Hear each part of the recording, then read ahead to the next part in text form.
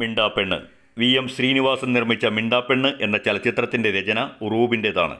1970 January 23 release ചെയ്ത ഈ ചിത്രത്തിൻ്റെ ഗാനരചന യൂസഫലി കേച്ചേരി, സംഗീതം ജി. ദേവരാജൻ, ഗായകർ Yesudasan, P. Leela, S. Janaki, P. Susheela, L R. Eswari, C O. Anto. അഭിനയിച്ചവരും കഥാപാത്രങ്ങളും: നസീർ ചന്ദ്രൻ, ഷീല കമലം, ശാരദ കുഞ്ഞിലക്ഷ്മി, പ്രേംജി കിട്ടുണ്ണി നായർ, ജി.കെ. പിള്ള, കുഞ്ഞിക്കേളുമേനോൻ, ബെഹദൂർ ഉണ്ണികൃഷ്ണൻ, ടി.ആർ. ഓമന, ദാക്ഷായണി അമ്മ, പഞ്ചാബി സ്പോർട്സ് രാഘവൻ, കൂടാതെ അടൂർവാസി സുകുമാരി, വഞ്ചിയൂർ രാധ, പറവൂർ ഭരതൻ എന്നിവരും അഭിനയിച്ചു. ഛായാഗ്രഹണം യു. രാജഗോപാൽ, സംവിധാനം കെ.എസ്. സേതുമാധവൻ. പ്രതാപ ഐശ്വര്യങ്ങളിൽ കഴിഞ്ഞിരുന്ന തറവാട്ടിലെ അംഗമാണ് കുഞ്ഞിലക്ഷ്മി.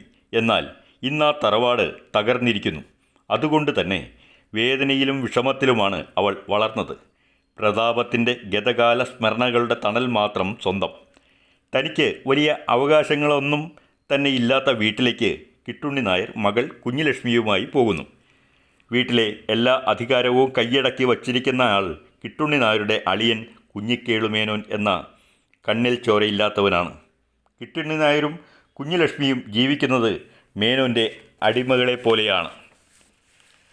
തൻ്റെ കഷ്ടസ്ഥിതി, മകളുടെ ഭാവി ഇവ ഓർത്താണ് കിട്ടുണ്ണി നായർ എല്ലാം സഹിക്കുന്നത്.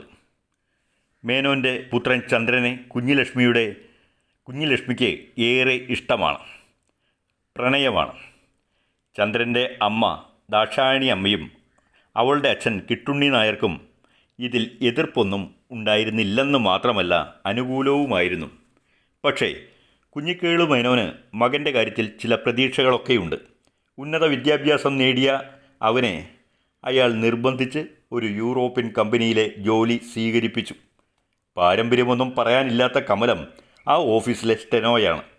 അന്തർമുഖനായ ഉണ്ണികൃഷ്ണനും സ്പോർട്സ്മാനായ രാഘവനും അവളെ ആരാധിച്ചു പോന്നു. കമലം ചന്ദ്രനെയും ആകർഷിച്ചു. ആ ആകർഷണം അനുരാഗമായി. അവർ വിവാഹം കഴിക്കാൻ തീരുമാനിച്ചു. ഇതിനിടെ കുഞ്ഞിക്കേളു മേനോൻ മകന് വിവാഹം കഴിക്കാനായി കണ്ടുപിടിച്ച പെണ്ണിനെ അവൻ നിരസിച്ചു.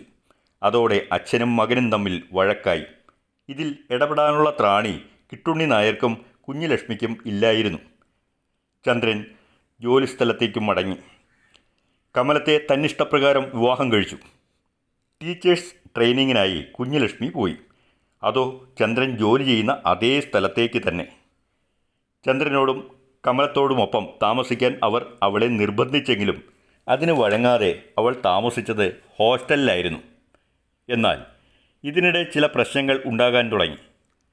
വിശാലമായ ലോകത്ത് ജീവിച്ചു വന്ന കമലം തൻ്റെ വരുതിയിൽ നിൽക്കുന്നില്ലെന്ന് ചന്ദ്രന് തോന്നി. അതോടെ അവർ തമ്മിൽ തർക്കവും വഴക്കുമായി.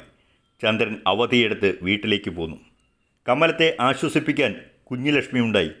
പിന്നീടവൾ നാട്ടിലേക്ക് ചെന്നു. വിഷാദഭക്തനായിരിക്കുന്ന ചന്ദ്രൻ, ഇനി എന്തു വേണമെന്നറിയാത്ത മാതാപിതാക്കൾ, ഇവരെയൊക്കെ അവൾ കണ്ടു. അവരെയും കുഞ്ഞിലക്ഷ്മി ആശ്വസിപ്പിച്ചെന്നു മാത്രമല്ല, താൻ ഏറെ ഇഷ്ടപ്പെട്ടിരുന്ന ചന്ദ്രനെ കമലവുമായും വീട്ടുകാരുമായും അടുപ്പിക്കുകയും ചെയ്തു. സ്വയം കത്തി എരിഞ്ഞുകൊണ്ട് വെളിച്ചമായി മാറുകയാണ് അവളുടെ ജീവിതം. എല്ലാം മനസ്സിലൊതുക്കി തൻ്റെ മോഹഭംഗവും സങ്കടങ്ങളും പേറിക്കൊണ്ട് ആ മിണ്ടാപ്പെണ്ണ് കുഞ്ഞിലക്ഷ്മി നടന്നകലുന്നതോടെ ചിത്രം അവസാനിക്കുന്നു.